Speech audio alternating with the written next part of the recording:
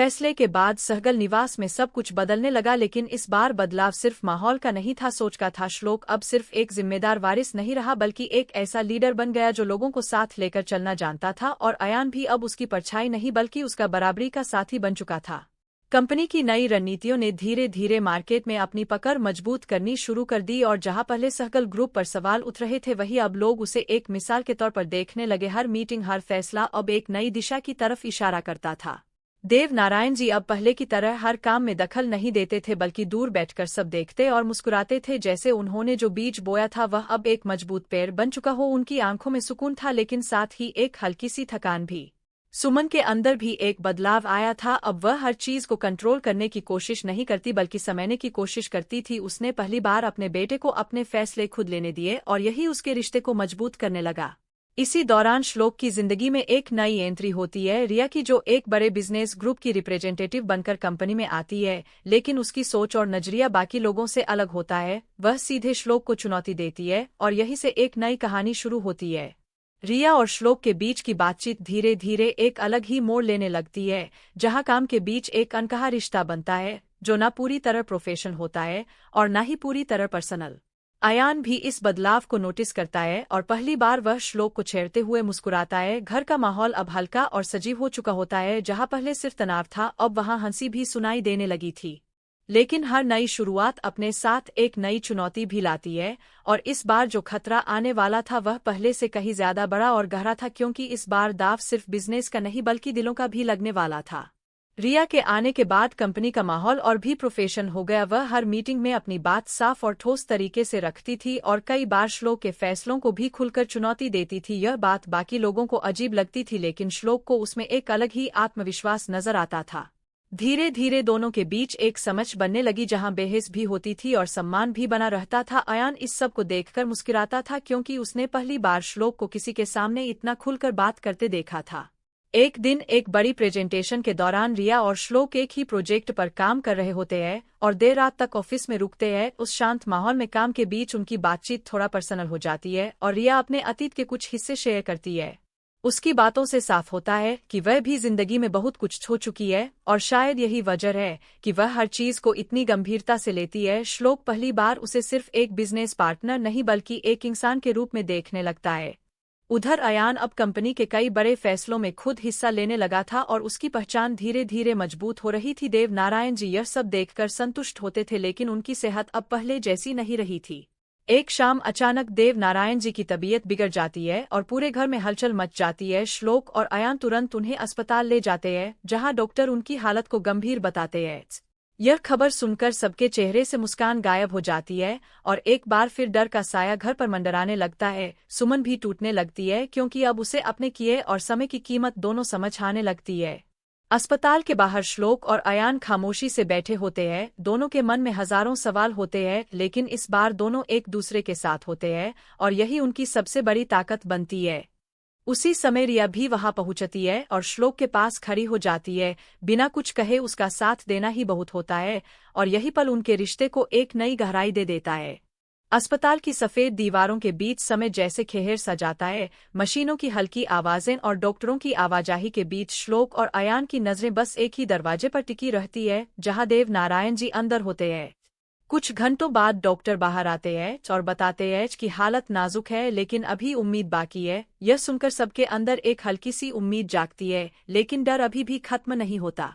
सुमन कुर्सी पर बैठी होती है, और उसकी आंखों से आंसू रुक नहीं रहे होते। वह खुद को दोष देती है कि अगर उसने पहले सब समझ लिया होता तो शायद आज हालात अलग होते। श्लोक उसके पास जाकर चुपचाप खड़ा हो जाता है, और बिना कुछ कहे उसे संभालने की कोशिश करता है। पहली बार सुमन उसकी तरफ देखती है, और उसके चेहरे पर वही भरोसा नजर आता है जो कभी उसने खो दिया था। अयान अपने दादू के पास जाने की जिद करता है, और डॉक्टर की अनुमति के बाद वह कुछ मिनटों के लिए अंदर जाता है। वह उनका हाथ पकड़कर धीरे से कहता है, दादू, आपने ही मुझे मजबूत बनना सिखाया है, अब आप ही हार नहीं मान सकते। देव नारायण जी हल्की सी आंखें खोलते हैं और अयान की तरफ देखते हैं। उनकी कमजोर मुस्कान यह बताने के लिए काफी होती है कि वह अभी भी लड़ रहे हैं। बाहर खड़ा श्लोक यह सब देखता है, और उसकी आंखों में पहली बार डर साफ नजर आता है। लेकिन उसी पल रिया उसका हाथ हल्के से थाम लेती है और बिना शब्दों के उसे हिम्मत देती है। रात धीरे धीरे बीतती है और सुबह की पहली किरण के साथ डॉक्टर बाहर आकर बताते हैं कि खतरा थोड़ा टल गया है, लेकिन अभी लंबा इलाज जरूरी होगा। यह सुनकर सब राहत की सांस लेते हैं।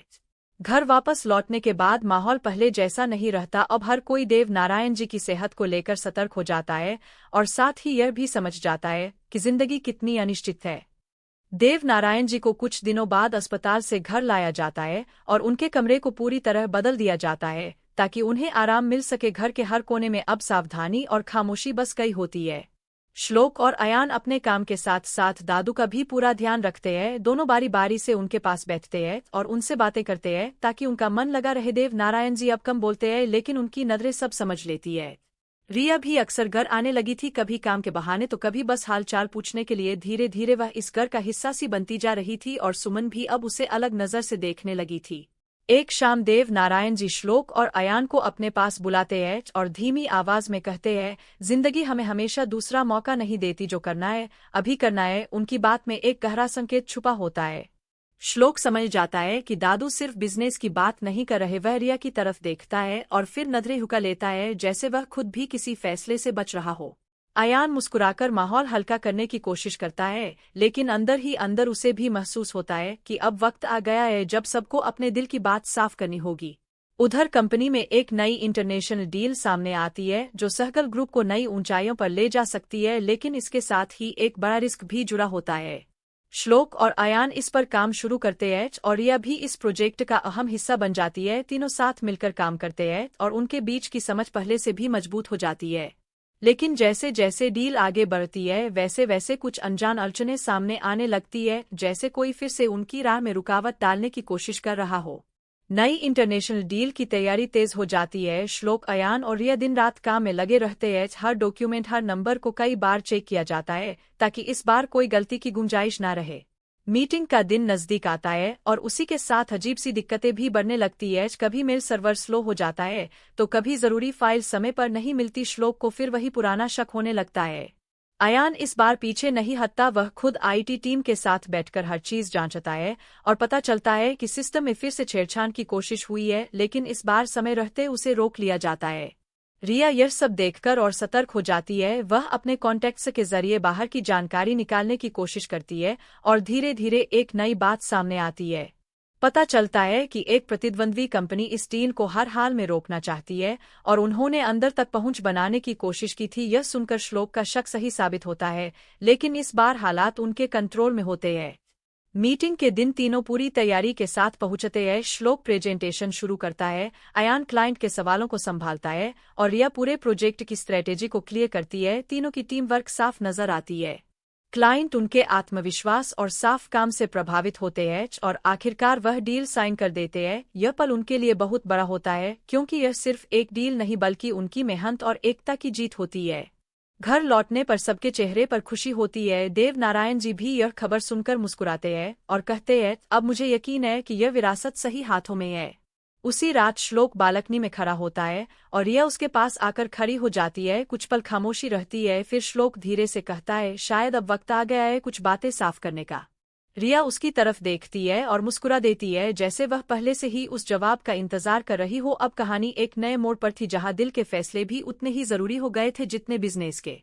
बालकनी की ठंडी हवा में दोनों कुछ देर चुप खड़े रहते हैं। शहर की रोशनी दूर तक फैली होती है और उस खामोशी में श्लोक आखिर बोलता है कि तुम्हारे आने के बाद बहुत कुछ बदल गया है, शायद मैं भी। रिया उसकी बात सुनकर हल्का सा मुस्कुराती है और कहती है, बदलाव हमेशा जरूरी होता है, लेकिन हर बदलाव आसान नहीं होता। उसकी आंखों में एक गहराई होती है जो श्लोक को और करीब खींचती है।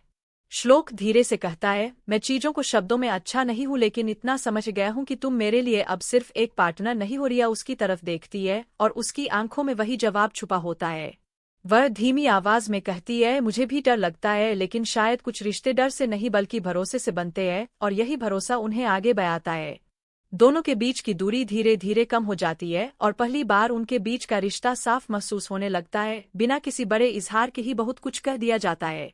उधर अयान दूर खड़ा यह सब देख रहा होता है और उसके चेहरे पर हल्की सी मुस्कान आ जाती है। उसे महसूस होता है कि अब इस घर में सिर्फ जिम्मेदारियां ही नहीं बल्कि खुशियां भी लौट रही है। अगले दिन घर का माहौल अलग होता है। सुमन भी यह बदलाव महसूस करती है और पहली बार श्लोक और रिया को एक साथ देखकर उसके चेहरे पर सुकून नजर आता है, जैसे अब उसे भी सब कुछ सही दिशा में जाता दिख रहा हो। लेकिन इसी बीच राघव एक नई खबर लेकर आता है, जिसमें बताया जाता है कि वही प्रतिद्वंद्वी कंपनी अब सीधे सहगल ग्रुप को टारगेट करने की तैयारी में है। इस बार मामला और बड़ा होने वाला था। श्लोक यह सुनकर गंभीर हो जाता है और अयान की तरफ देखता है। दोनों समझ जाते हैं कि अब उन्हें सिर्फ अपनी कंपनी ही नहीं बल्कि अपने रिश्तों को भी बचाकर रखना होगा। अगले ही दिन श्लोक, अयान और रिया एक इमरजेंसी मीटिंग रखते हैं, जिसमें कंपनी के सारे बड़े लोग मौजूद होते हैं। माहौल गंभीर होता है क्योंकि अब साफ हो चुका होता है कि सामने वाला सीधा हमला करने वाला है। श्लोक सबको शांत रहने को कहता है और पूरी स्थिति समझाता है। वह बताता है कि इस बार सिर्फ डेटा या डील नहीं बल्कि कंपनी की इमेज को निशाना बनाया जाएगा, इसलिए हर कदम सोच समझकर उठाना होगा। अयान आगे बढ़कर एक नई स्ट्रेटेजी रखता है, जिसमें हर डिपार्टमेंट को अलग अलग जिम्मेदारी दी जाती है ताकि कोई भी कमजोरी बाकी न रहे। पहली बार सब उसके प्लान को गंभीरता से लेते हैं और सहमत हो जाते हैं। रिया अपने कॉन्टैक्ट्स के जरिए मार्केट में फैल रही अफवाहों को ट्रैक करने लगती है। उसे पता चलता है कि सहगल ग्रुप के खिलाफ गलत खबरें फैलाने की तैयारी हो रही है ताकि उनकी साख गिराई जा सके।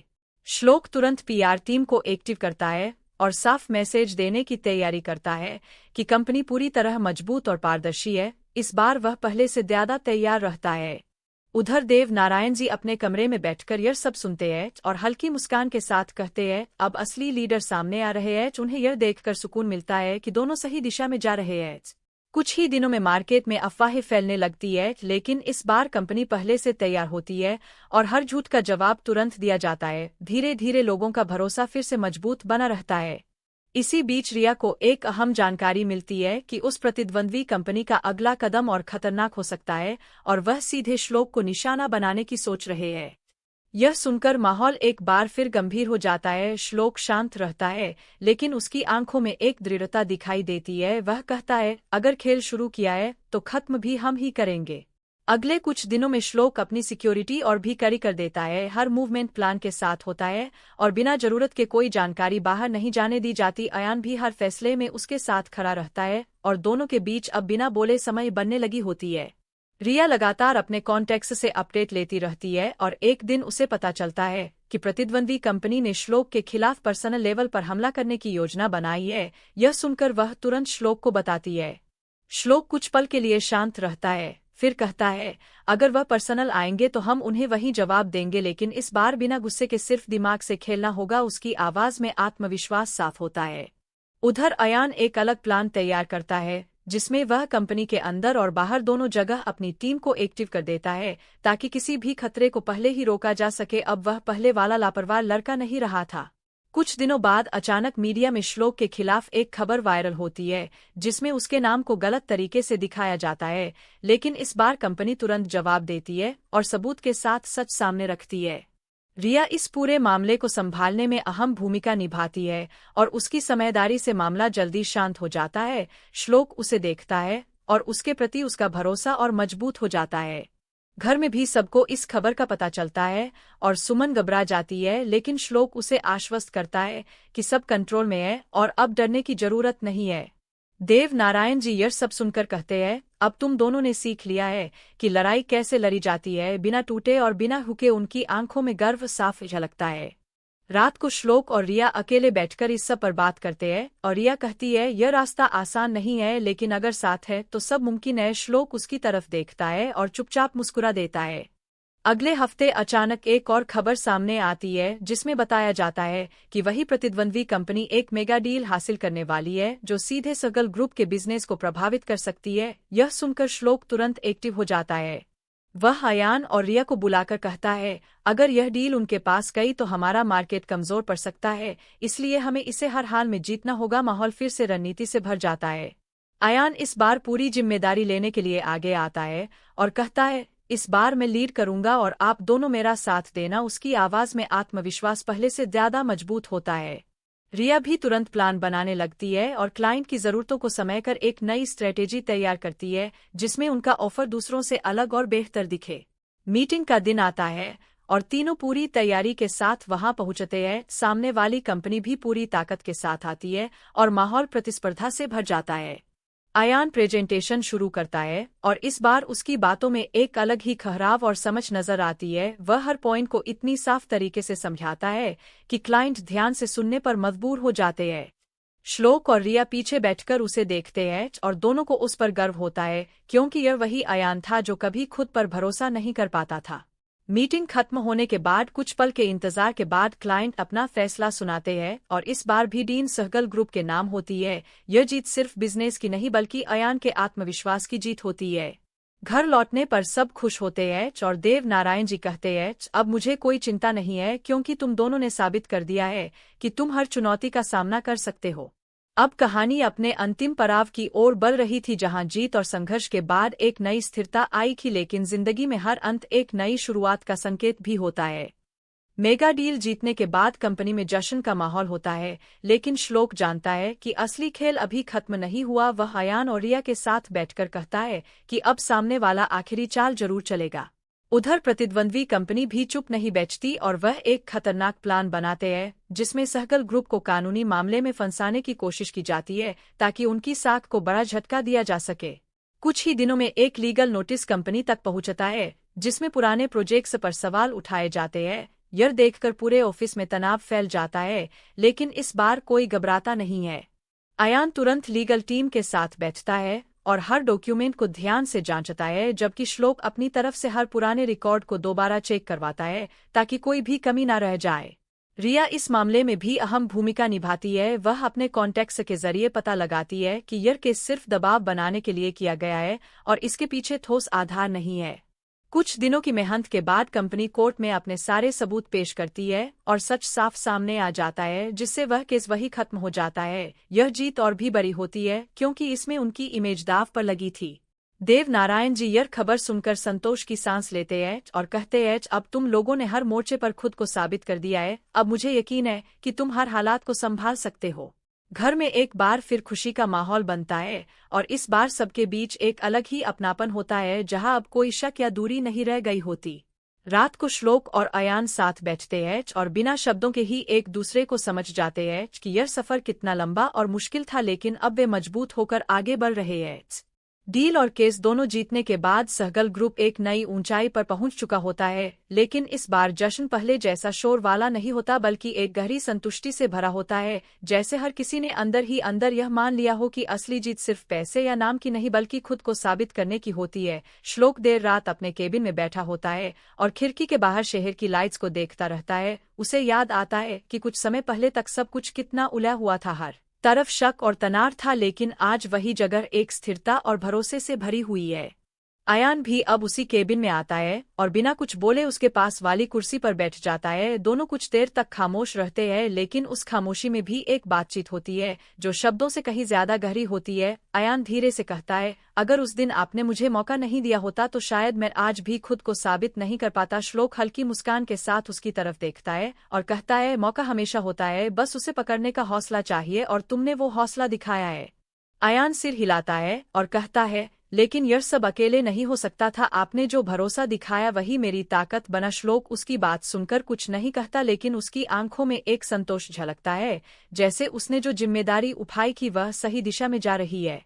उधर घर में सुमन बालकनी में खड़ी होती है और रात की ठंडी हवा को महसूस कर रही होती है। उसके चेहरे पर अब पहले जैसी बेचैनी नहीं होती, बल्कि एक शांति होती है। वह सोचती है कि उसने कितनी बार हालात को अपने तरीके से मोड़ने की कोशिश की, लेकिन असली बदलाव तब आया जब उसने छोड़ देना सीखा और भरोसा करना शुरू किया। उसे अब अपने बेटे पर गर्व होता है और कहीं न कहीं श्लोक के लिए भी उसके मन में सम्मान जाग चुका होता है। देव नारायण जी अपने कमरे में बैठे होते हैं और पुरानी फाइल्स और तस्वीरों को देख रहे होते हैं। हर तस्वीर के साथ एक याद जुड़ी होती है और हर याद के साथ एक कहानी। उन्होंने अपनी पूरी जिंदगी इस परिवार और इस कंपनी को बनाने में लगा दी थी और आज जब वह पीछे मुड़कर देखते हैं तो उन्हें लगता है कि उनकी मेहनत बेकार नहीं गई। उनके चेहरे पर एक हल्की सी मुस्कान आती है, लेकिन साथ ही एक थकान भी होती है जो उम्र के साथ स्वाभाविक है। अगले दिन कंपनी में एक बड़ी 8096 मीटिंग रखी जाती है, जिसमें भविष्य की योजनाओं पर चर्चा होती है। इस बार श्लोक और अयान दोनों मिलकर प्रेजेंटेशन देते हैं और रिया उनके साथ खड़ी होती है। उनकी टीम वर्क इतनी मजबूत दिखती है कि हर कोई प्रभावित होता है। मीटिंग के बाद कई लोग उनके पास आकर कहते हैं कि सहगल ग्रुप अब सिर्फ एक कंपनी नहीं बल्कि एक ब्रांड बन चुका है। रिया इस सब को देखकर खुश होती है, लेकिन उसके मन में एक अलग ही सवाल चल रहा होता है। वह जानती है कि उसकी जिंदगी हमेशा इतनी स्थिर नहीं रही है, और वह यह भी जानती है कि जो रास्ता उसने चुना है उसमें चुनौतियां खत्म नहीं होने वाली। वह शाम को श्लोक से मिलती है और उससे कहती है कि हमें सिर्फ आज की जीत पर खुश नहीं होना चाहिए, बल्कि आगे आने वाले समय के लिए भी तैयार रहना होगा। श्लोक उसकी बात को गंभीरता से सुनता है और कहता है कि वह भी यही सोच रहा था, क्योंकि हर जीत के बाद एक नई चुनौती सामने आती है और जो रुक जाता है वह पीछे छूट जाता है। दोनों के बीच की यह बातचीत सिर्फ काम की नहीं होती, बल्कि उनके रिश्ते की गहराई को भी दिखाती है। कुछ दिनों बाद कंपनी को एक नया ऑफर मिलता है जो उन्हें इंटरनेशनल लेवल पर और आगे बढ़ा सकता है, लेकिन इस बार रिस्क भी उतना ही बड़ा होता है। इस प्रोजेक्ट के लिए उन्हें अपनी पूरी ताकत और संसाधनों को लगाना होगा, और थोड़ी सी भी गलती उन्हें पीछे धकेल सकती है।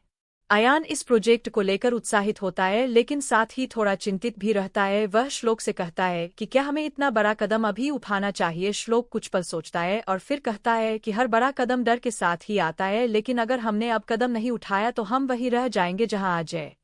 रिया भी इस बातचीत में शामिल होती है और कहती है कि अगर हम यह प्रोजेक्ट लेते हैं तो हमें पूरी तैयारी के साथ उतरना होगा और कोई भी ढील नहीं देनी होगी। उसकी बात में एक स्पष्टता होती है जो दोनों को सही दिशा दिखाती है।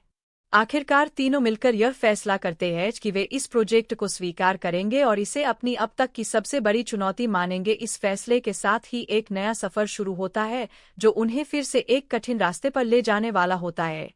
घर में जब यह बात बताई जाती है तो सुमन थोड़ा चिंतित हो जाती है, लेकिन इस बार वह उन्हें रोकती नहीं बल्कि कहती है कि अगर तुमने फैसला लिया है तो उसे पूरा करने का साहस भी रखो। उसकी यह बात अयान के लिए बहुत मायने रखती है। देव नारायण जी भी यह सुनकर मुस्कुराते हैं और कहते हैं कि जिंदगी में मौके बार बार नहीं आते, उन्हें पहचानना और उन्हें पकड़ना ही असली समझदारी होती है। उनकी यह बात तीनों के लिए एक प्रेरणा बन जाती है। दिन बीतने लगते हैं और प्रोजेक्ट पर काम तेज हो जाता है। इस बार काम का दबाव पहले से ज्यादा होता है, लेकिन टीम भी उतनी ही मजबूत होती है। हर कोई अपनी जिम्मेदारी को पूरी ईमानदारी से निभाता है। एक रात श्लोक और रिया ऑफिस में देर तक काम कर रहे होते हैं और उस शांति में फिर से वही बातचीत शुरू होती है जो अधूरी रह गई थी। श्लोक कहता है कि उसने हमेशा अपने काम को प्राथमिकता दी, लेकिन अब उसे लगता है कि जिंदगी में कुछ और भी जरूरी है। रिया उसकी तरफ देखती है और कहती है कि काम और रिश्तों के बीच संतुलन बनाना ही असली चुनौती होती है, और जो इसे समझ जाता है वही आगे बढ़ता है। उनकी आंखों में एक समय और अपनापन साफ नजर आता है। इसी दौरान अयान भी अपने कमरे में बैठा अपने सफर के बारे में सोच रहा होता है। उसे याद आता है कि वह कैसे एक लापरवाह लड़के से एक जिम्मेदार इंसान बना और इस सफर में कितनी गलतियां की, लेकिन हर गलती ने उसे कुछ सिखाया। सुबह होते ही एक नई ऊर्जा के साथ काम फिर शुरू होता है और धीरे धीरे प्रोजेक्ट अपने अंतिम चरण में पहुंचता है। इस बार भी कुछ रुकावटें आती है, लेकिन टीम हर समस्या का समाधान निकाल लेती है। आखिरकार वह दिन आता है जब इस बड़े प्रोजेक्ट का रिजल्ट सामने आने वाला होता है। सबकी धड़कनें तेज होती है और हर कोई इंतजार कर रहा होता है कि इस बार किस्मत उनका साथ देती है या नहीं। जब रिजल्ट आता है तो कुछ पल के लिए सब कुछ शांत हो जाता है और फिर अचानक खुशी की लहर दौड़ जाती है, क्योंकि इस बार भी सहगल ग्रुप जीत चुका होता है। यह जीत पहले से कहीं ज्यादा बड़ी होती है, क्योंकि इसमें उनका सब कुछ दांव पर लगा था। इस जीत के साथ ही कंपनी एक नए मुकाम पर पहुंच जाती है और अब उनका नाम इंटरनेशनल लेवल पर भी गूंजने लगता है। यह सिर्फ एक बिजनेस की सफलता नहीं, बल्कि एक पूरे सफर की जीत होती है। घर में जब यह खबर पहुंचती है तो देव नारायण जी की आंखों में आंसू आ जाते हैं, लेकिन यह आंसू खुशी के होते हैं। वह कहते हैं कि अब उन्हें किसी बात की चिंता नहीं है, क्योंकि उन्होंने जो सपना देखा था वह अब सच बन चुका है। सुमन अपने बेटे को गले लगाती है और कहती है कि उसे उस पर गर्व है, और अयान भी उसे कसकर पकड़ लेता है, जैसे वह अपने हर दर्द को उस एक पल में भूल जाना चाहता हो। श्लोक और रिया एक दूसरे की तरफ देखते हैं और बिना कुछ कहे ही सब समझ जाते हैं कि यह सफर सिर्फ जीत का नहीं बल्कि एक दूसरे के साथ का भी था।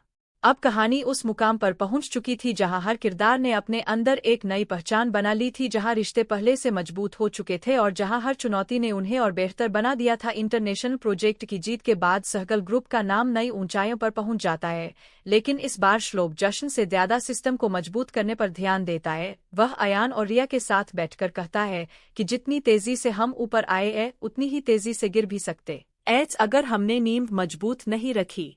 अयान इस बार पूरी गंभीरता से हर डिपार्टमेंट की समीक्षा शुरू करता है। वह हर टीम के साथ बैठकर उनकी समस्याएं समझता है और सुधार के लिए नए तरीके लागू करता है। उसकी लीडरशिप अब साफ नजर आने लगी होती है।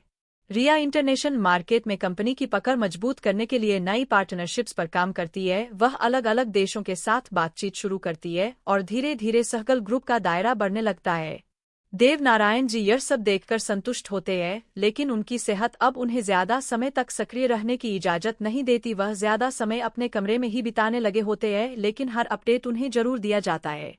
एक दिन वह श्लोक और अयान को बुलाकर कहते हैं कि अब समय आ गया है कि तुम दोनों पूरी तरह से अपनी सोच के अनुसार कंपनी को आगे बढ़ाओ और किसी भी फैसले में पीछे मत हटो। उनकी आवाज में एक भरोसा होता है। उधर सुमन अब घर और परिवार को संभालने में पूरी तरह लगी रहती है। वह हर किसी के बीच संतुलन बनाए रखने की कोशिश करती है और अब उसके फैसलों में पहले जैसी जल्दबाजी नहीं होती। कुछ समय बाद कंपनी को एक और बड़ा मौका मिलता है। इस बार यह मौका सिर्फ बिजनेस का नहीं बल्कि एक नई इंडस्ट्री में कदम रखने का होता है, जो उनके लिए बिल्कुल नया क्षेत्र होता है। श्लोक इस मौके को लेकर उत्साहित होता है, लेकिन वह जानता है कि यह रास्ता आसान नहीं होगा। वह अयान और रिया से कहता है कि अगर हम इसमें उतरते हैं तो हमें शुरुआत से सब कुछ सीखना होगा। अयान इस चुनौती को स्वीकार करता है और कहता है कि यही तो असली ग्रोथ है, जहां हम खुद को नए तरीके से साबित कर सके। उसकी बात में वही आत्मविश्वास झलकता है जो अब उसकी पहचान बन चुका था। रिया भी इस फैसले के साथ खड़ी होती है और कहती है कि हर नई शुरुआत डर के साथ आती है, लेकिन अगर प्लानिंग सही हो तो वही डर हमारी ताकत बन जाता है। तीनों मिलकर इस नए क्षेत्र में कदम रखने का फैसला करते हैं और एक नई टीम बनाते हैं जो पूरी तरह इस प्रोजेक्ट पर काम करेगी। शुरुआत कठिन होती है, लेकिन धीरे धीरे चीजें समझ आने लगती है। इसी दौरान श्लोक और रिया के रिश्ते में भी एक नई गहराई आती है। अब वह सिर्फ साथ काम नहीं करते बल्कि एक दूसरे के फैसलों और भावनाओं को भी समझने लगे होते हैं। अयान यह सब देखकर खुश होता है और पहली बार उसे लगता है कि यह घर अब सच में एक परिवार बन चुका है, जहां हर कोई एक दूसरे के लिए खड़ा है। लेकिन जैसे जैसे नया प्रोजेक्ट आगे बढ़ता है, वैसे वैसे कुछ अनजानी चुनौतियां फिर सामने आने लगती है, जैसे कोई नई दुनिया उन्हें परख रही हो और यह तय कर रही हो कि क्या वे सच में इसके लिए तैयार है। नए सेक्टर में कदम रखते ही सहगल ग्रुप को एहसास होता है कि यहाँ नियम अलग है और रफ्तार भी अलग है। पुराने अनुभव काम आते हैं, लेकिन हर दिन कुछ नया सीखना पड़ता है। श्लोक शुरुआत से ही सिस्टम को स्ट्रक्चर देने में लग जाता है ताकि कोई भी काम बिना प्लान के आगे ना बढ़े। अयान इस नए प्रोजेक्ट की ग्राउंड टीम के साथ ज्यादा समय बिताने लगता है। वह साइट पर जाकर हर छोटी बड़ी चीज को समझता है और लोगों के साथ मिलकर काम करता है। इससे टीम में भरोसा बढ़ता है और काम की गति भी बेहतर होने लगती है। रिया इस सेक्टर के इंटरनेशनल ट्रेंड्स और पार्टनरशिप्स पर फोकस करती है। वह लगातार मीटिंग्स करती है और ऐसे लोगों से जुड़ती है जो इस फील्ड में पहले से स्थापित है। उसकी समझदारी से कंपनी को सही दिशा मिलने लगती है। शुरुआती कुछ हफ्तों में कई दिक्कतें सामने आती है, कभी टेक्निकल इश्यू तो कभी सप्लाई में रुकावट, लेकिन इस बार टीम घबराती नहीं बल्कि हर समस्या का हल ढूंढती है और धीरे धीरे सिस्टम मजबूत होता जाता है। एक दिन अचानक एक बड़ा ऑर्डर कैंसिल हो जाता है, जिससे टीम पर दबाव बढ़ जाता है। अयान को यह झटका लगता है, लेकिन वह खुद को संभालता है और तुरंत प्लान बी पर काम शुरू करता है। श्लोक उसे देखता है और बिना कुछ कहे उसके कंधे पर हाथ रखता है। यह इशारा ही काफी होता है कि वह उसके साथ है और यही भरोसा अयान को आगे बढ़ने की ताकत देता है। रिया क्लाइंट से बात करके स्थिति को समझती है और कुछ नए ऑप्शंस निकालती है, जिससे नुकसान को काफी हद तक कंट्रोल कर लिया जाता है। यह उनकी टीम वर्क का एक और मजबूत उदाहरण बन जाता है। घर में देव नारायण जी को जब यह सब पता चलता है तो वह कहते हैं कि असली लीडर वही होता है जो मुश्किल समय में शांत रहकर सही फैसला ले सके। उनकी बात तीनों के लिए एक सीख बन जाती है। धीरे धीरे प्रोजेक्ट फिर से पटरी पर आने लगता है और इस बार टीम पहले से ज्यादा सावधानी के साथ हर कदम उठाती है। उन्हें अब समझ आ चुका होता है कि नई दुनिया में टिके रहने के लिए लगातार सीखते रहना जरूरी है। कुछ महीनों की लगातार मेहनत के बाद नया प्रोजेक्ट आखिरकार स्थिर होने लगता है। अब ऑर्डर्स नियमित आने लगते हैं और टीम की पकड़ इस नए सेक्टर पर मजबूत हो जाती है। श्लोक पहली बार राहत की सांस लेता है, लेकिन उसकी नजर अभी भी हर छोटी चीज पर रहती है। अयान इस सफलता को सिर्फ शुरुआत मानता है। वह टीम के साथ बैठकर अगले चरण की प्लानिंग करता है और कहता है कि अब हमें सिर्फ टिके रहना नहीं बल्कि इस सेक्टर में लीड करना है। उसकी सोच अब पूरी तरह बदल चुकी होती है। रिया इंटरनेशनल लेवल पर कंपनी की पहचान बनाने में जुटी रहती है। वह नए क्लाइंट्स और पार्टनर्स के साथ बातचीत को आगे बढ़ाती है और धीरे धीरे सहगल ग्रुप का नाम इस नए क्षेत्र में भी स्थापित होने लगता है। इसी बीच एक बड़ा मौका सामने आता है, जहां सरकार की तरफ से एक मेजर प्रोजेक्ट के लिए टेंडर निकलता है। यह प्रोजेक्ट बहुत बड़ा होता है और इसे जीतना कंपनी के लिए गेम चेंजर साबित हो सकता है। श्लोक, अयान और रिया इस मौके को गंभीरता से लेते हैं और पूरी तैयारी के साथ इसमें उतरने का फैसला करते हैं, लेकिन उन्हें पता होता है कि इस बार मुकाबला बहुत कड़ा होने वाला है। टेंडर की प्रक्रिया शुरू होती है और हर कंपनी अपनी पूरी ताकत लगा देती है। सहगल ग्रुप भी अपनी बेस्ट स्ट्रेटेजी के साथ आगे बढ़ता है। अयान इस बार पूरी लीड लेता है और हर डिटेल पर खुद नजर रखता है। रिया क्लाइंट की जरूरतों को समझकर एक ऐसा प्लान तैयार करती है जो बाकी सबसे अलग और प्रभावशाली होता है। श्लोक पूरे सिस्टम को बैलेंस करता है ताकि कोई भी कमी बाकी ना रहे। कई हफ्तों की मेहनत के बाद आखिरकार वह दिन आता है जब टेंडर का रिजल्ट आने वाला होता है। सबकी नजरें उसी पर टिकी होती है और हर कोई सांस रोके इंतजार करता है। जब रिजल्ट घोषित होता है तो कुछ पल के लिए सब शांत हो जाते हैं और फिर अचानक खुशी की लहर दौड़ जाती है, क्योंकि इस बार भी सहगल ग्रुप ने जीत हासिल कर ली होती है। यह जीत सिर्फ एक और सफलता नहीं बल्कि इस बात का सबूत होती है कि उन्होंने हर नए क्षेत्र में खुद को साबित कर दिया है और अब उनके लिए कोई भी मंजिल दूर नहीं है। घर में यह खबर पहुंचते ही खुशी का माहौल बन जाता है। देव नारायण जी मुस्कुराते हुए कहते हैं, अब मुझे यकीन है कि तुम लोग सिर्फ इस कंपनी को ही नहीं बल्कि हर सपने को सच कर सकते हो। सरकारी टेंडर जीतने के बाद सहगल ग्रुप की पहचान और मजबूत हो जाती है, लेकिन इस बार श्लोक किसी भी तरह की लापरवाही की गुंजाइश नहीं छोड़ता। वह तुरंत एक नई कोर टीम बनाता है जो सिर्फ इस प्रोजेक्ट पर फोकस करती है और हर स्टेज के लिए अलग प्लान तैयार किया जाता है। अयान अब पूरी तरह इस प्रोजेक्ट की जिम्मेदारी संभालता है। वह रोज साइट विजिट करता है और हर काम को अपनी नज़र से देखता है। उसकी मेहनत और समर्पण से टीम में एक अलग ही ऊर्जा आ जाती है और लोग उसके साथ पूरी लगन से काम करने लगते हैं। रिया इस प्रोजेक्ट के इंटरनेशनल स्टैंडर्ड्स को मेंटेन करने पर ध्यान देती है। वह सुनिश्चित करती है कि हर काम ग्लोबल क्वालिटी के हिसाब से हो ताकि कंपनी की साथ और भी बढ़ सके। उसकी प्रोफेशनल अप्रोच सबको प्रभावित करती है।